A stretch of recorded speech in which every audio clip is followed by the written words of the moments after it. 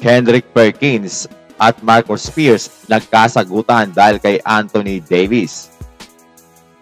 Bago magsimula ang season, ang NBA ay gumawa ng mga rules at isa dito ang anti-flopping rule.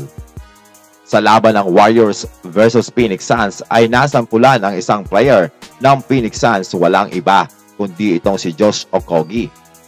While sa play na ito mga amigo ay biglang natumba itong si Okogie sa konting diin lamang ni Kevon Looney. Pinagmulta si Okogie mga amigo ng $2,000. Ipinapakita ng NBA na talagang pinapatupad nila ang natural rules. Mabawasan kaya nito ang nagtatangkang mag-flop? In-announce na rin Commissioner Adam Silver na babalik na sa old format ang NBA All-Star. Babalik na sa West versus East ang laban mga amigo, kaya mawawala na rin ang All-Star Draft.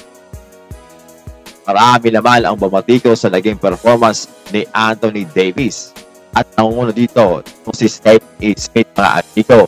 Talagang napakasakataw na naging performance ni AD. At ito ang dahilan kung bakit hindi manalo ng kampyonato ang Lakers. Well, minsan mauunawaan mo rin talaga itong si Stephen A. Smith dahil si AD ang main man ng Lakers ngayon. Dapat talagang siya ang maging agresibo at mag-produce ng maayos.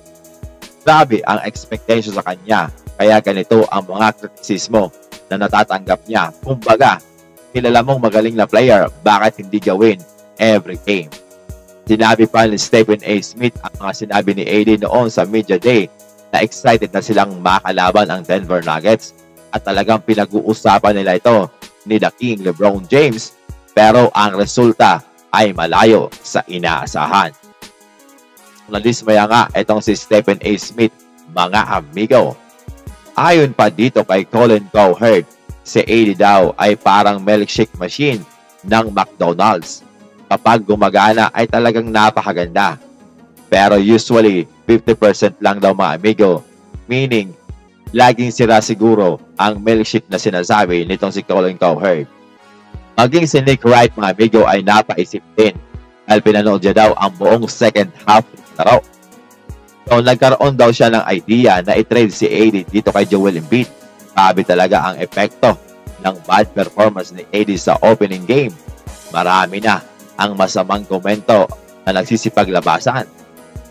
Kaya dapat na maging consistent siya every game, hindi yung parang roller coaster ang nagiging performance.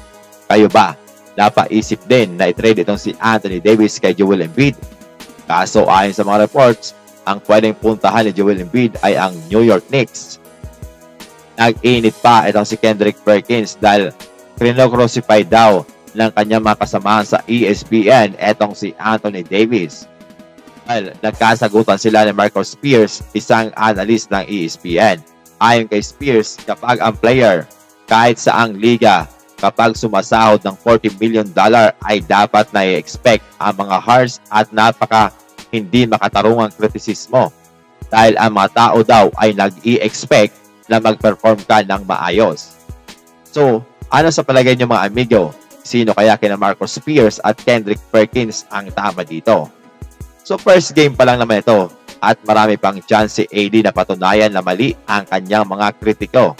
Siyempre, ang tanging paraan ay ipakita sa kanyang laro para mabago ang naturang narrative.